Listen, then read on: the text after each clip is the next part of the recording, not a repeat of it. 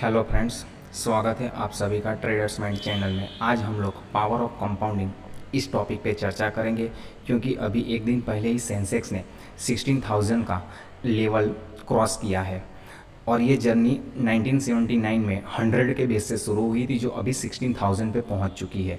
तो 15% CAGR से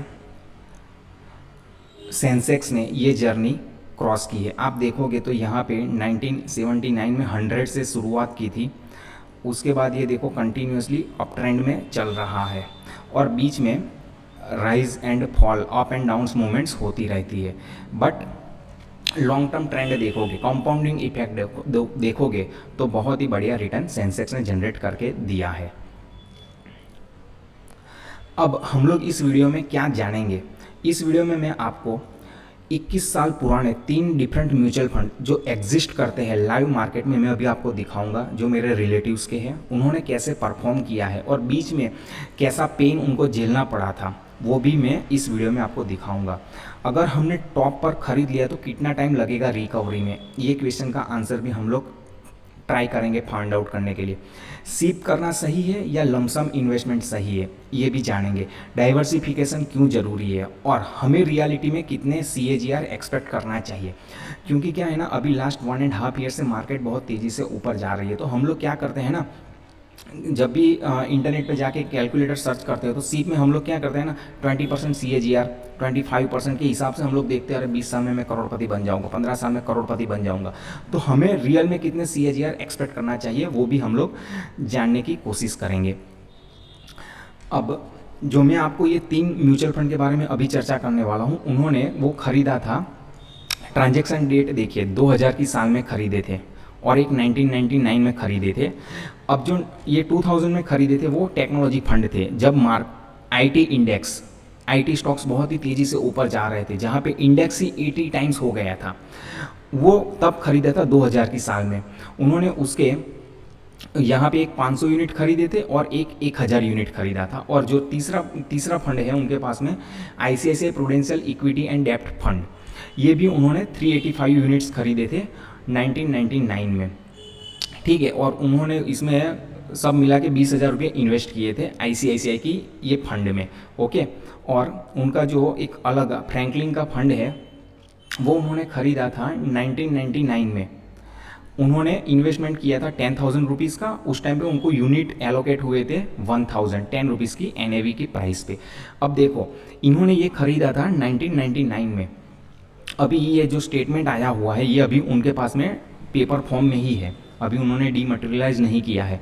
तब अभी 31 मार्च को जो स्टेटमेंट आया था उनकी NAV थी 152 रुपीज़। ये देखिए 152 NAV, तो टोटल उस टाइम पे 31 मार्च को वैल्यू थी 1,52,000, ओके। अब उन्होंने जब ये खरीदा था, IT इंडेक्स का जो फंड अभी आपको दिखाया मैंने, वो उन्होंने खरीदा था ये पॉइंट पे, जो मैं आपको चार्ट पे दिखाता हूँ, ये पॉइंट पे उन्होंने खरीदा था, यहाँ पे बिल्कुल टॉप पे ही उन्होंने वो खरीद लिया था। जबकि IT इंडेक्स उस टाइम पे 92 के बेस से यहाँ पे आ गया था 7453 पे, मतलब वो 81 गुना हो गया था। कितना? 81x, इंडेक्स 81x हो गया था। तो आप समझ सकते हो स्टॉक्स कितने हो गए होंगे, 100x, 200x, 500x हो गए होंगे। और उसके बाद में जब उन्होंने खरीदा था उसके दूसरे ही साल में वो इंडेक्स फॉल हो गया था, कितना? 85% फॉल हो गया था, मतलब उसकी जो वैल्यू थी 7453 से घटकर हो गई थी 1090।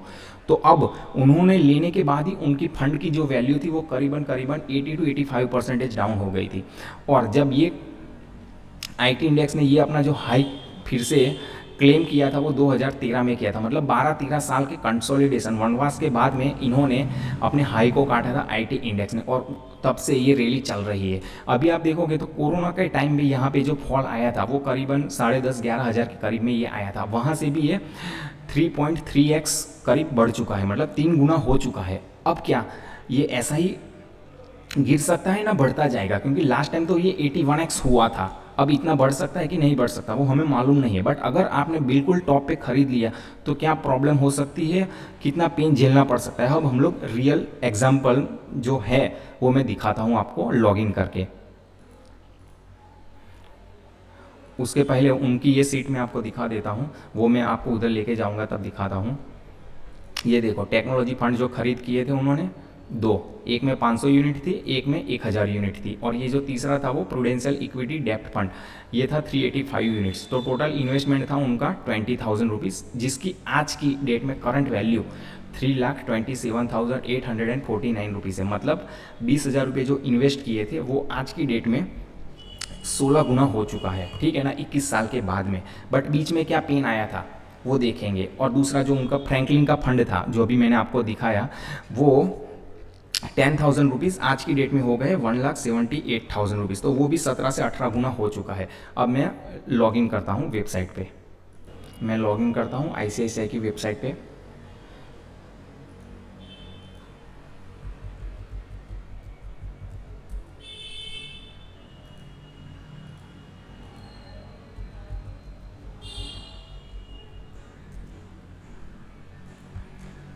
अभी हम लोग देखेंगे उनके पोर्टफोलियो की करंट वैल्यू क्या है और कब उन्होंने इन्वेस्टमेंट किया था इसमें।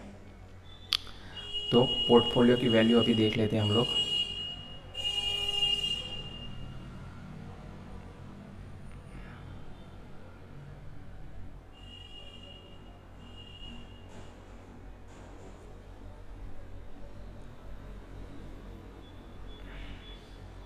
आप देखोगे पोर्टफोलियो की करंट वैल्यू जो है वो 3,27,849 रुपीज़ जो मैंने आपको पहले दिखाई थी, ठीक है। Cost value 20,000 rupees. अब इन्होंने ये ट्रांजैक्शन कब किया था वो मैं दिखाता हूँ आपको।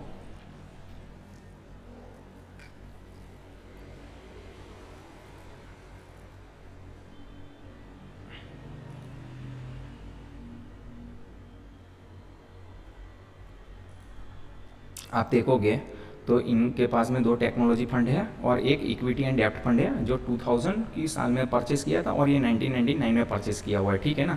अब मैं उनकी जर्नी दिखाता हूँ आपको एक्सेल सीट में। अब ये जो है उनका टेक्नोलॉजी फंड जिसमें उन्होंने 10,000 रुपीज़ इन्वेस्ट किए थे और उनको टोटल यूनिट्स 1000 एलोकेट हुए थे और परचेज एन थी 10 रुपीज़।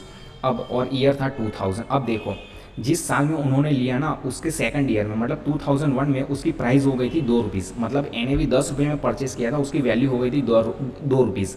तो टोटल इन्वेस्टमेंट वैल्यू अब हो गई थी 2,000 रुपये। मतलब 80% डाउन हो गया था परचेस करने के दूसरे साल में। मतलब टॉप पे अगर आपने खरीद लिया तो ये फंस सकते हो आप।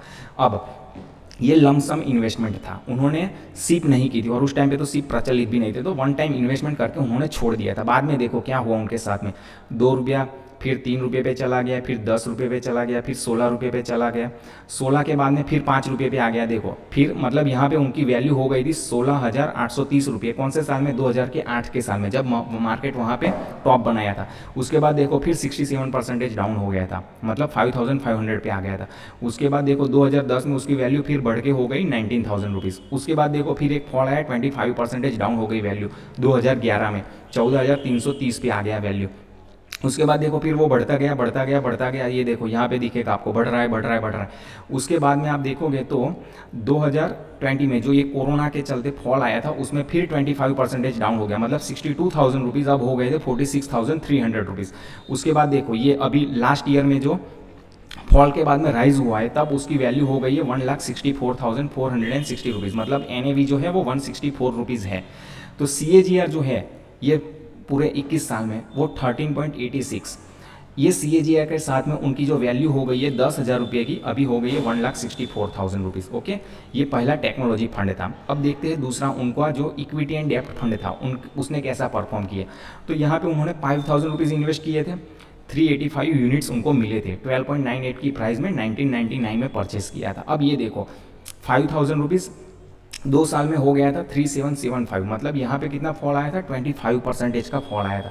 उसके बाद देखो वैल्यू बढ़ के हो गई 18,000 2008 में। उसके बाद देखो यहाँ पे कितना फॉल आ गया 50% का, उस टाइम पे करेक्शन हुआ जो 2008 में।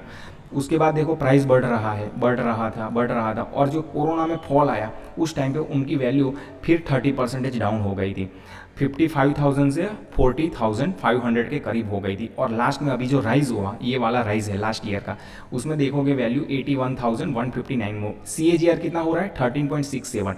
तो जो इन्वेस्टमेंट किया था 5,000 उसकी वैल्यू हो गई है 81,000। मतलब यहाँ पे भी ये अमाउंट 16 गुना हो चुका है 21-22 साल में, ठीक है।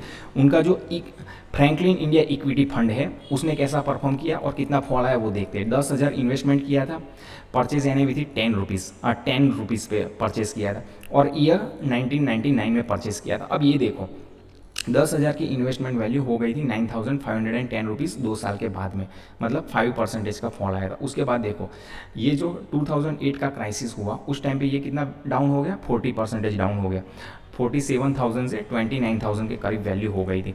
अब देखो ये जो है 2020 में उसकी वैल्यू हो गई थी कितनी, 1,25,000, ओके। उसके बाद में कोरोना के चलते जो फॉल है उसमें वैल्यू कितनी 24% डाउन हुई, और अभी जो लेटेस्ट एनएवी की वैल्यू है 178 रुपीज़ है। तो टोटल उनका जो 10,000 का इन्वेस्टमेंट था उसकी वैल्यू अभी हो गई है 1,78,290 रुपीज़। तो कितना CAGR हुआ, 14% का CAGR हुआ। कैपिटल कितना गुना हो गया, 10,000 से 1,78,000, मतलब 18 टाइम्स हो गया कैपिटल, ठीक है ना। ये देखो चार्ट, तो ये बीच में ऐसा फॉल आता रहेगा, ये फॉल आता रहेगा, और ये बेस बनने के बाद में यहाँ पे बड़ा कैपिटल आपको दिखेगा। ये जो सभी फंड्स हैं उनमें उन्होंने लमसम इन्वेस्टमेंट किया था, बीच में कभी भी एवरेज नहीं किया था। अगर आप एवरेज करते तो क्या होता ना, आपकी कॉस्ट वैल्यू कम हो जाती, और आपको जब ये राइज आएगा तो रिटर्न अच्छा मिलेगा, तो सीप करना अच्छा रहता है, ठीक है। अब समरी हम लोग देखते हैं कि क्या सीखने को मिल सकता है हमें। देखो 2000 की साल में टेक्नोलॉजी फंड में इन्वेस्ट किया था, 1999 में डेब्ट एंड इक्विटी फंड में इन्वेस्टमेंट किया था। टोटल इनका जो कॉस्ट वैल्यू था, परचेज कॉस्ट था, वो 30,000 रुपीज़ था, 30,000 रुपीज़, ठीक है। अब करंट वैल्यू कितनी है उसकी, 5,06,000 रुपीज़ 139। तो CAGR आप देखोगे सभी फंड्स का तो 13.86, 13.67 एंड 14.12, तो मतलब एवरेज CAGR जो है तीन फंड का, तीन कैटेगरी का 14% के करीब है, ओके। अब उनका कैपिटल कितना मल्टीप्लाइड हुआ वो देखो।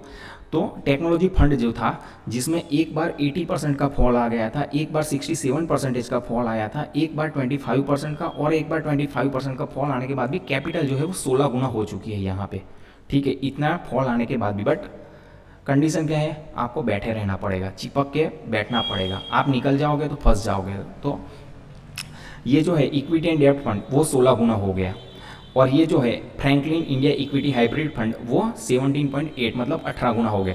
तो आप देखोगे मोटा मोटी उनका जो कैपिटल है 30,000 वाला वैल्यू वो हो गया है 5,06,000, तो 17 गुना हो गया है। अब 21 साल में 17 गुना कैपिटल हुआ उनका। अब अगर यही वैल्यू हम लोग 2010 में देखते तो उनकी वैल्यू जो थी वो 96,494 रुपीज़ थी, मतलब कैपिटल कितना मल्टीप्लाइड हुआ था, 3.2 टाइम्स। मतलब आप देखोगे 2000 की साल में जो परचेस किया उन्होंने उसकी टोटल वैल्यू 30,000 की वैल्यू हो गई थी यहाँ पे 96,000 रुपीज़, तो कैपिटल हुआ 3.2 टाइम्स 2010 की साल में। और 2010 के बाद आप देखोगे तो अभी वैल्यू कितनी हो गई है, 5,06,000 रुपीज़, मतलब लास्ट 10 ईयर्स में उनका कैपिटल कितना हो गया, 1 लाख से 5 लाख, मतलब 5 गुना हो गया, ठीक है। अब मान लो कि ये कैपिटल और 5 साल में डबल हो जाता है तो क्या होगा, ये 5 लाख हो जाएंगे 10 लाख, समझ में आ रहा है ना। तो उनका तो इन्वेस्टमेंट था 30,000 रुपीज़ का, तो ये 30,000 आप देखोगे तो कितना हो गया होगा, 34 टाइम्स, समझ रहे हैं ना। ये है कंपाउंडिंग। अब क्या होगा ना, एक राइज में ही उनको अगर ये एक ही बार में डबल हो जाएगा तो उनका कैपिटल क्या है ना और 17 गुना हो जाएगा। कंपाउंडिंग का बेनिफिट यही है। तो जो 4 मेजर फॉल उन्होंने 21 ईयर्स की होल्डिंग पीरियड में देखे उसको समराइज कर लेते हैं। तो एक फॉल 80% का आया, 2000 में जो डाउन मूव आया उसमें आईटी इंडेक्स जो क्रैक हुआ था। वन मोर फॉल ऑफ 67% का उन्होंने 2008 में देखा जो क्राइसिस हुआ था अमेरिका में। उसके बाद देखो 25% का फॉल 2010 में आया और 25% का फॉल कोरोना के चलते आ गया। तो 4 मेजर फॉल देख लिए, उसके बावजूद भी उनका जो कैपिटल है वो 17 गुना हो गया, ठीक है। अब कंक्लूजन क्या है, कंक्लूजन ये है कि in the long term wealth can be made through compounding, that is true, okay. In short term deep correction is possible, be ready. तो अभी जो मार्केट डबल हो चुका है लास्ट ईयर के फॉल के बाद में, तो आप अगर अभी इन्वेस्टमेंट करते हो टॉप पे तो आपको करेक्शन के लिए रेडी रहना पड़ेगा। 20%, 25%, 30% का जो करेक्शन उन्होंने देखा है वो कभी भी आ सकता है, आपको भी प्रिपेयर रहना पड़ेगा। इफ लमसम इन्वेस्टमेंट कर रहे हो and if you by at the top, तो मिनिमम आपको 5 साल वेट करना पड़ सकता है आपके कैपिटल पे फिर से आने के लिए, ठीक है। अगर आप बीच में एवरेज करते हो तो थोड़ा जल्दी निकल पाओगे, बट अगर आपने लमसम इन्वेस्टमेंट करके छोड़ दिया है तो आपको 5 साल 6 साल का वेट करना पड़ सकता है। और सीप is the best option over one time investment. तो अगर आप हर 3 महीने में, हर 6 महीने में, हर साल पे कुछ ना कुछ इन्वेस्टमेंट करते रहोगे तो आपका जो यूनिट्स है, नंबर ऑफ यूनिट्स है, वो बढ़ता जाएगा और आपको अप एंड डाउन मूवमेंट का बेनिफिट्स मिलेगा एवरेज करने में, ठीक है। नेक्स्ट क्या है, diversification is essential to balance out uncertainty. तो आपने देखा होगा टेक्नोलॉजी फंड जो था वो 80% डाउन हो गया था उनका, बट जो इक्विटी एंड डेप्ट फंड वाला जो उनका फंड था वो 40% के करीब में ही डाउन हुआ था। तो क्या है ना, आपको अगर आप कहीं पे बुरी तरह से फंस गए हो तो अगर आप डाइवर्सिफिकेशन 3-4 फंड में इन्वेस्टमेंट करोगे तो आप क्या है ना एवरेज कर लोगे अपने एवरेज को, तो उतना ज़्यादा प्रॉब्लम नहीं आएगा। अगर आपने एक ही जगह पे इन्वेस्टमेंट कर दिया और वो चला नहीं 10 साल तक तो आप फंस जाओगे। अब सेंसेक्स ने जो CAGR डिलीवर किया है लास्ट 42 ईयर्स में, उसका जो CAGR है वो 15% के करीब में है। और यहाँ पे भी उनके पास में जो 21 ईयर्स में 3 डिफरेंट कैटेगरी के फंड थे, उनका जो एवरेज CAGR था वो भी 14% का ही था। तो आप जब भी अभी कैलकुलेशन कर रहे हो अपना फ्यूचर वेल्थ को, तो 14 से 16%, 14 से 15% के कैलकुलेशन के साथ ही आप अपनी वेल्थ को काउंट करो। 20%, 22% वो होगा, मार्केट अच्छा होगा तो मिल जाएगा, अगर नहीं मिला तो आपको उतना पेन नहीं होगा, आप अपनी एक्सपेक्टेशन बढ़ा नहीं लोगे, ठीक है ना। Thank you for watching. अगर आपको ये वीडियो पसंद आया है और कंपाउंडिंग के रिलेटेड कुछ भी आपके डाउट्स क्लियर हुए हैं तो ये वीडियो को लाइक करें, कुछ क्वेरी है तो उसको कमेंट करें, वीडियो को दूसरे दोस्तों के साथ में शेयर करें और चैनल को सब्सक्राइब करें। Thank you for watching.